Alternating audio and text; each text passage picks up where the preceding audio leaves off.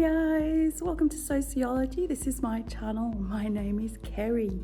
So this video is going to be just a little bit about the organization Fashion Revolution, why they started and what prompted the startup and why they are still going today. So I am not going to speak anymore. I'm just introducing the video, and there'll be lots to read and images to show you. If you didn't know about this Rana Plaza disaster, hopefully by the end of the video you will, and why it's so important for us to make our clothes. As a teacher, I teach sustainability to my students across all year levels. I like the students to know about where their clothes are made and where they come from. Okay, roll the tape. Have you ever thought about who made our clothes? On the 24th of April 2013, a large factory building complex called the Rana Plaza, housing a number of garment factories employing around 5,000 people, collapsed. The people in this building were manufacturing clothing for many major global fashion brands. A garment worker went to work as normal in Bangladesh. This was the Rana Plaza complex. She noticed a large crack in the internal wall that she hadn't noticed previously on her last day of work. Concerned, the garment worker told her supervisor, who told her to get back to work. Fearing for her job, she did. Then the power went out. The backup generator kicked in, triggering a vibration of the building, which in turn caused the 7-story building to collapse. 2,500 workers were injured. Amongst those workers were the original lady who reported the crack in the building. She was buried beneath the rubble. Fortunately, she didn't die, but she did lose a leg and was unable to go back to work again. Sadly, 1,134 workers did not make it out alive. The Rana Plaza disaster makes this the 4th biggest industrial disaster in history. Fashion Revolution was started up by Orsola de Castro and Kerry after the Rana Plaza disaster. It's an annual campaign bringing the world's largest fashion activism movement together for 7 days of action from the 22nd of April to the 29th of April 2023. This year marks the 10th anniversary since the collapse. The Fashion Revolution website has lots of resources and further reading on how you can get involved. Campaigns, resources, including the Fashion Transparency Index. This is all about major brands and retailers that are asked to disclose their social and environmental policies. Why does it matter? A lack of transparency cost lives. When the Rana Plaza collapsed, rescuers had to dig through rubble and find out which brands were producing there. And a lack of visibility of supply chains allows exploitative, unsafe working conditions. Increased transparency enables workers' rights to identify, report and redress suspected abuses.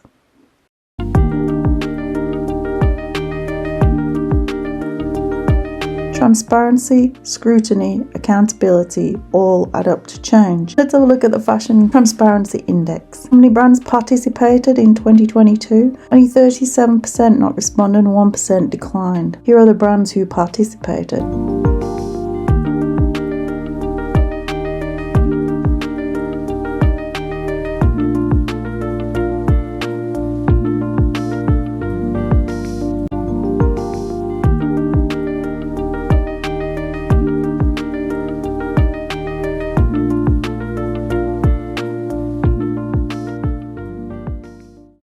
And here are the criteria on which final ratings are concluded. A guide to the final scoring from 0 to 5% up to 91 to 100%. Interesting, no brands scored above 80%.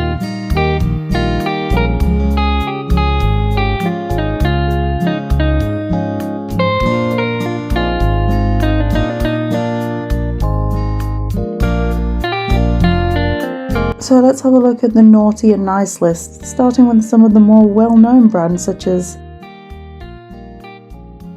Merrill and the big fast fashion brand Shein, all on the lowest of rankings.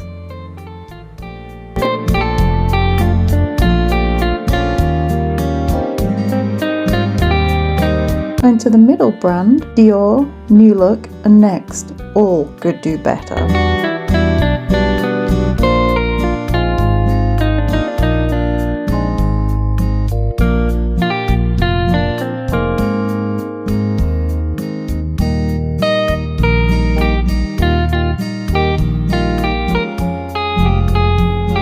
(81 to 100%). No brand is performing well, so who is at the top? Kmart and Target Australia.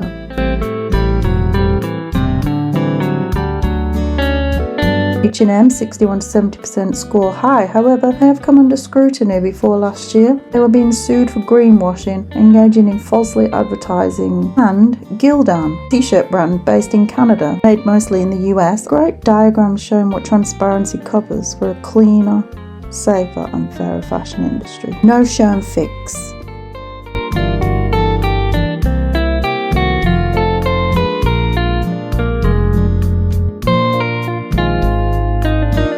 Again, no one in the high percentage, but Kmart and Target Australia are still doing well with the highest ratings.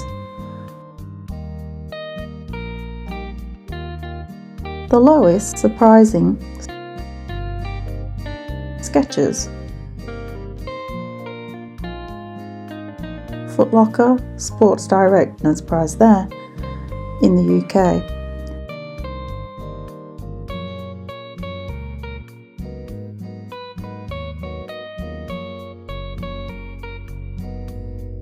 Kmart America not doing well, nor TJ Maxx.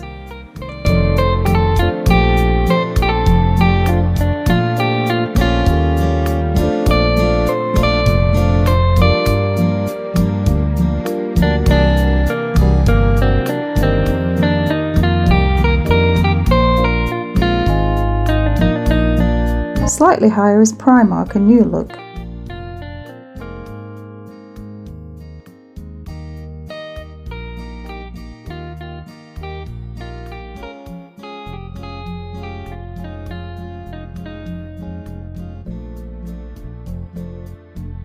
The one we all love to buy from, not me, is Shein. So bad it doesn't even have a score.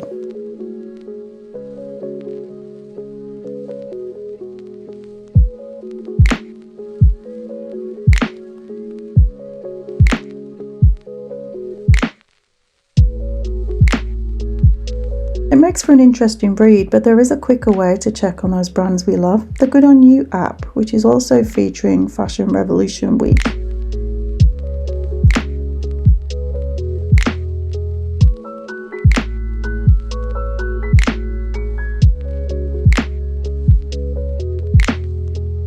There is some information about the campaign on here.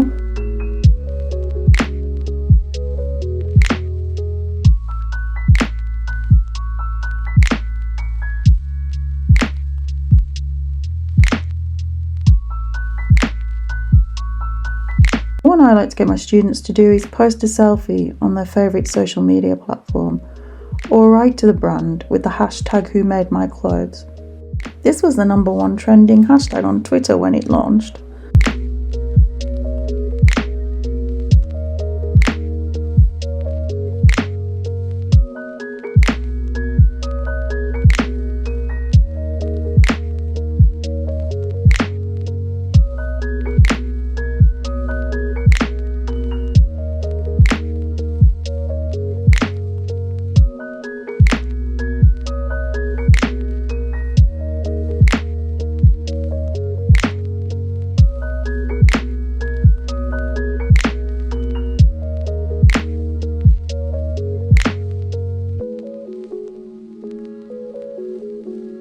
I have the Good On You app on my phone. It's completely free, available for both Apple and Android phones. The app works the same way as the website. Simply search a brand. Let's try a well-known UK brand Next. surprisingly rated not good enough. This is what it is rated on. So planet, environment, people, workers' rights, and animals, the welfare.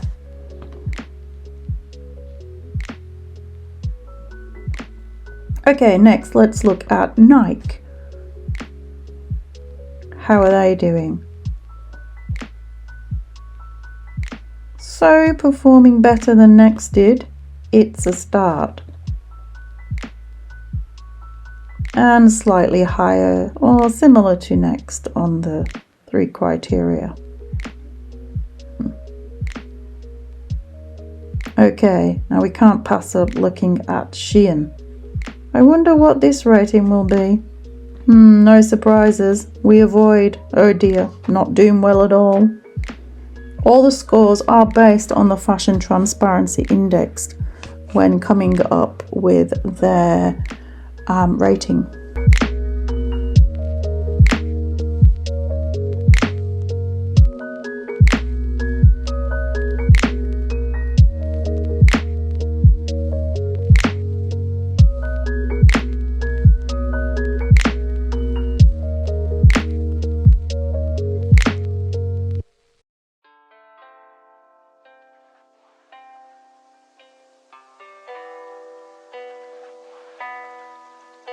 I'm sure it doesn't come as a surprise that fashion is the second biggest polluter of the earth after oil. The facts speak for themselves.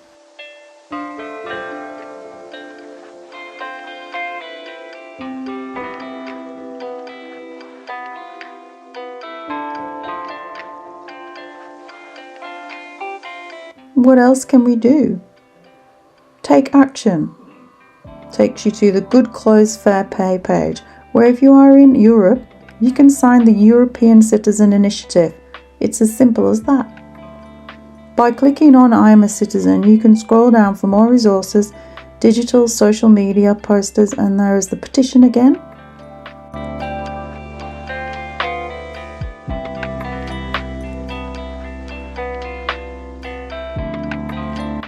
Lots of info in here, including signing the manifesto.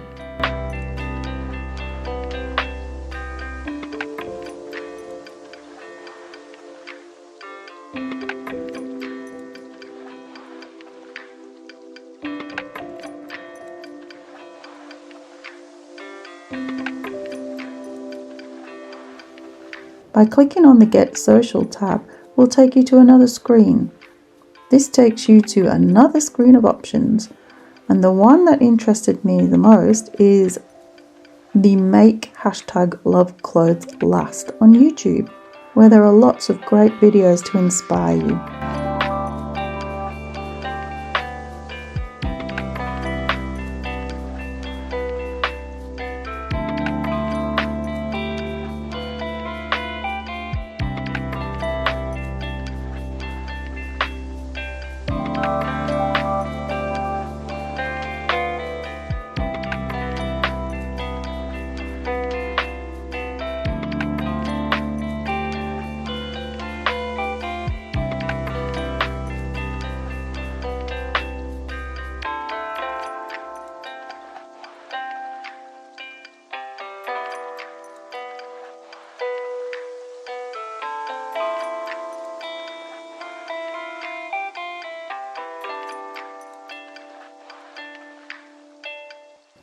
So the simple way to get involved is basically take a picture of a label from a piece of your clothing, upload it on social media, tag the brand using the hashtag who made my clothes or what's in my clothes.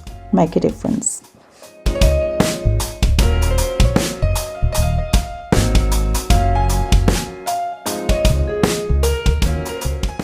And now onto a new challenge, launched on Instagram from the 17th of April, sponsored by FAF UK.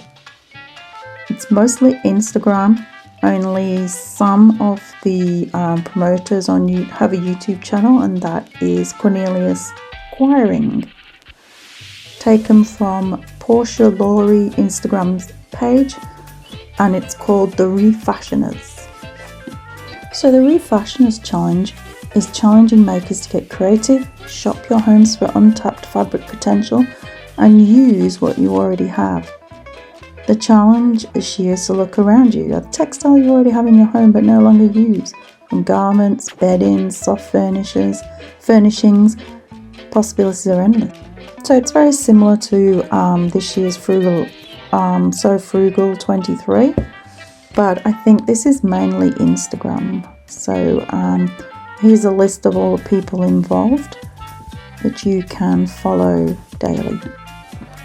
Once you're completed, you can look up for inspiration on the hashtag use what you have and upload to Instagram by the 14th of May with the hashtag the refashioners 2023 and the hashtag use what you have.